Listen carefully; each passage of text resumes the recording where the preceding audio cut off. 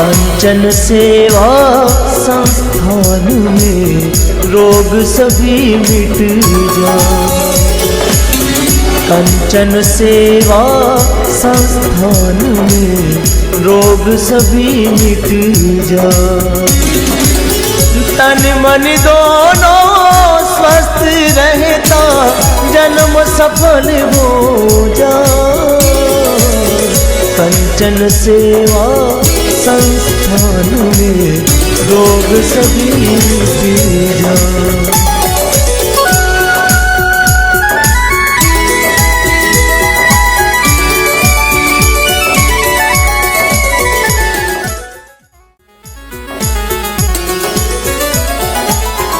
कंचन सेवा संस्थान में।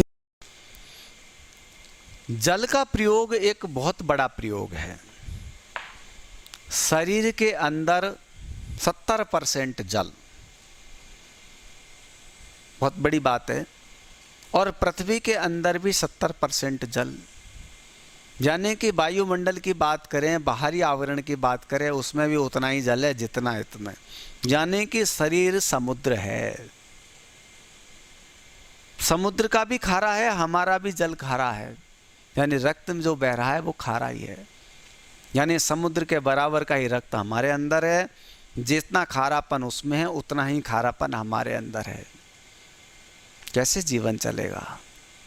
समुद्र के अंदर हजारों कीड़े मकोड़े, जीव जंतु, खलबली। हमारे शरीर के अंदर भी हजारों ही कीड़े मकोड़े, red cells, white cells, red cells, इसिनोफिल्स से लेकर के हजारों तरह के वही कीटाणु, जीवाणु, बैक्टीरिया।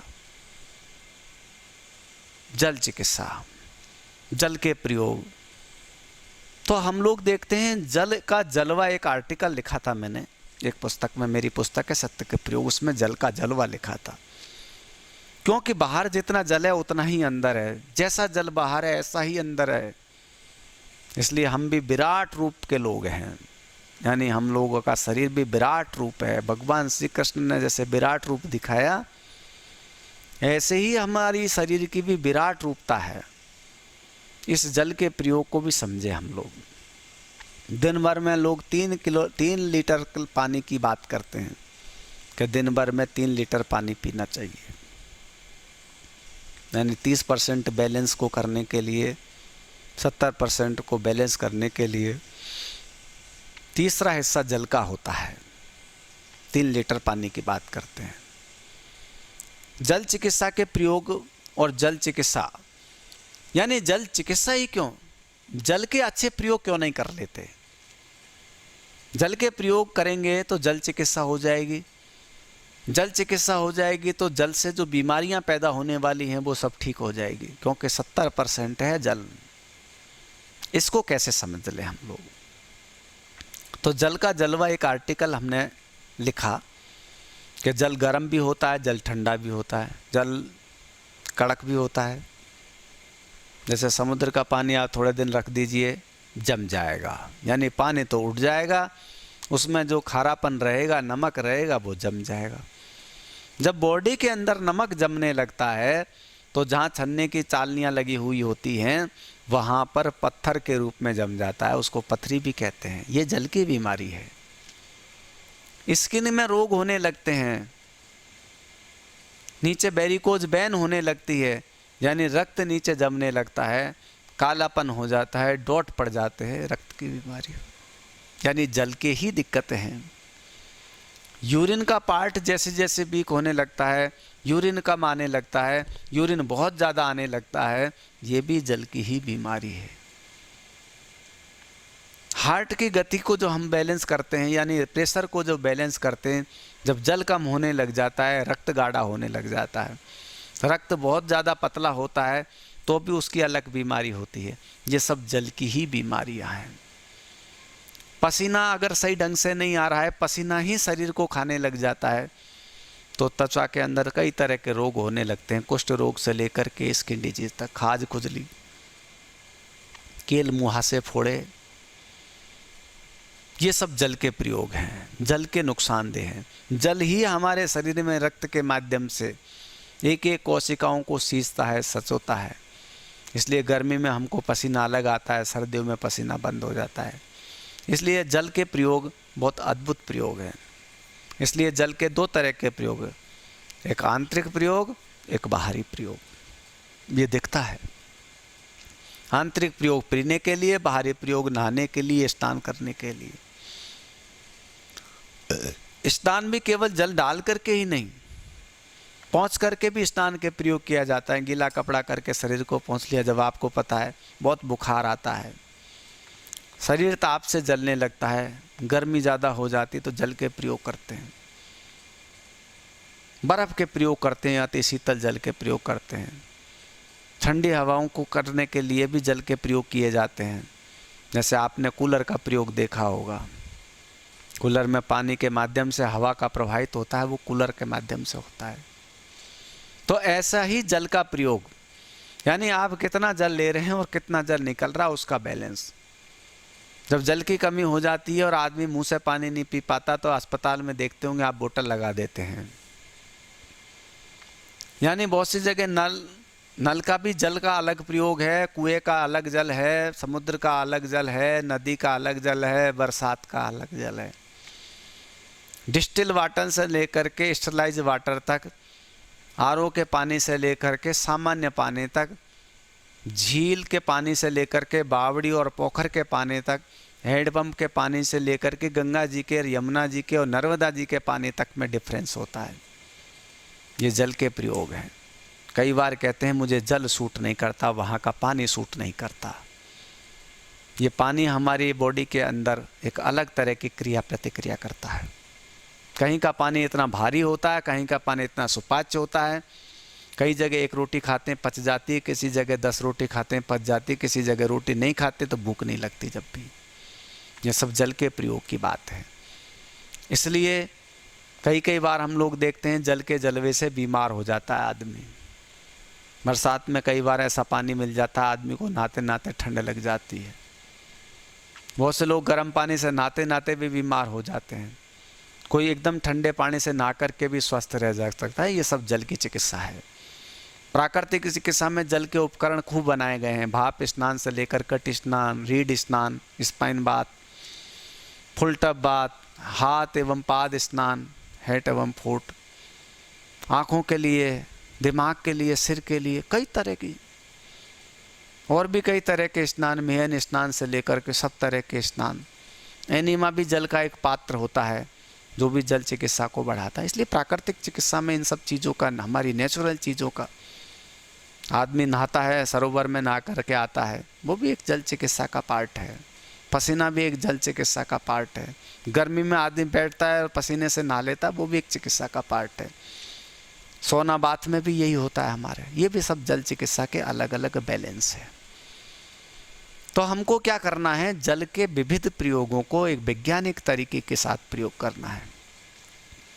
अगर ऐसे ही सामान्य रूप से जब जल खराब होने लग जाता है, जल सूट नहीं करता है, तो जल को हटा करके रस तत्व में प्रयोग करते हैं। इसलिए जूस भी प्रयोग एक चिकित्सा है। चाहे नींबू का जूस हो, चाहे मौसमी का हो, चाहे संतरे का हो, चाहे लौकी का हो, चाहे खीरे का हो, ये जूस चिकित्सा, यानी नारियल के पानी की चिकित्सा से लेकर के ये सब रस रसायनों की चिकित्सा भी, जूस चिकित्सा भी जल चिकित्सा का पार्ट है।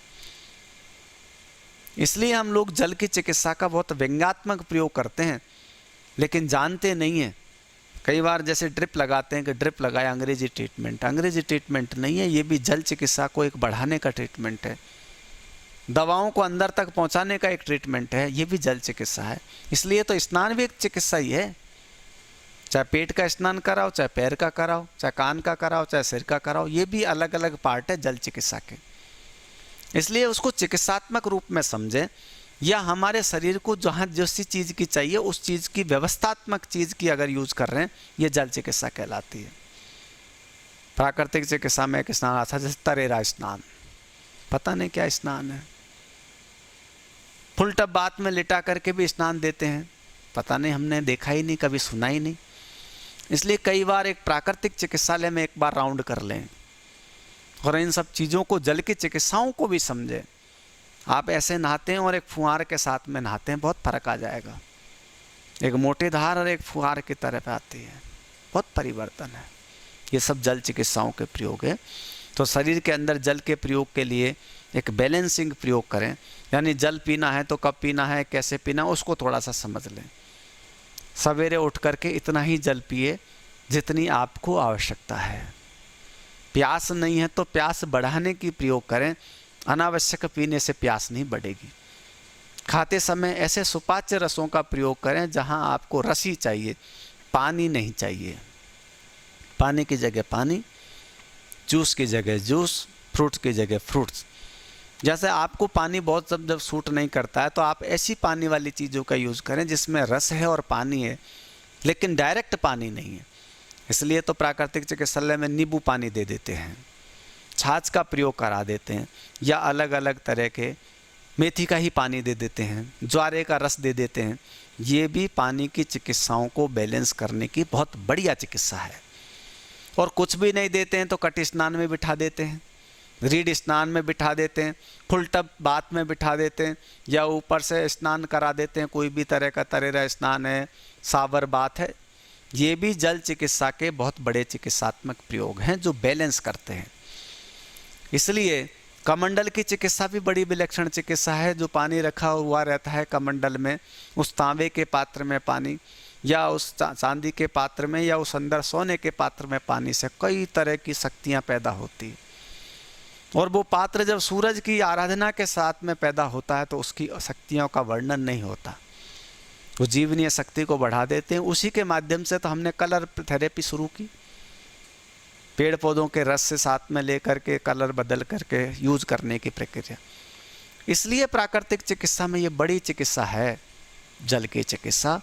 तो कभी आपको समय मिले, कभी आपका सौभाग्य जगे, कभी आपको जल चिकित्साओं से बहुत लाभान्वित होने का मौका मिले, यानी आदमी की रक्त की संबंधी समस्याएं, यूरिन से संबंधी समस्याएं, हार्ट से संबंधित हमारी समस्याएं, नस और नाड़ियों में अगर कमजोरी आ रही है, यूरिन जैसी समस्याएं, वो जल की समस्या हैं।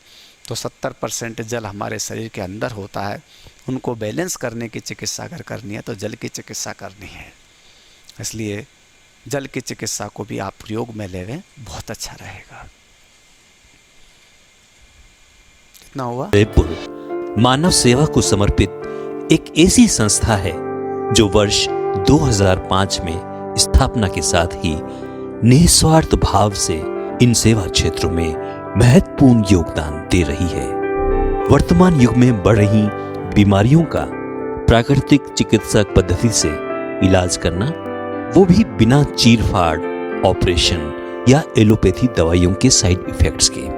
पूरे भारत में प्राकृतिक चिकित्सा के निःशुल्क कमर दर्द, घुटना दर्द व सर्व रोग निवारण शिविर लगाना, स्कूल व कॉलेजों में संस्था के अनुभवी चिकित्सकों द्वारा प्राकृतिक चिकित्सा पर व्याख्यान देना, साथ ही नेत्र ज्योति बढ़ाने हेतु शिविर लगाना, आसपास के गांवों में गरीबों को कपड़े, बर्तन, अनाज, पाठ्य सामग्री आदि बांटना, गरीब, विधवा, परित्यक्ता बहनों को राशन सामग्री वितरित करना।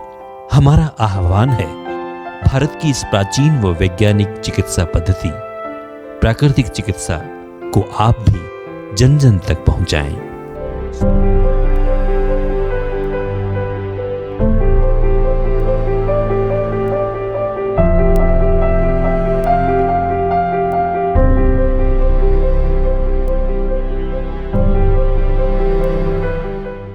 संस्थान का पता है कंचन सेवा संस्थान 6B16 housing board, VIP colony, Hiranmagri, sector 9, Udaipur, Rajasthan 313002। कृपया आप संस्था को दान सहयोग बैंक ऑफ इंडिया में इस अकाउंट नंबर पर जमा करवा सकते हैं।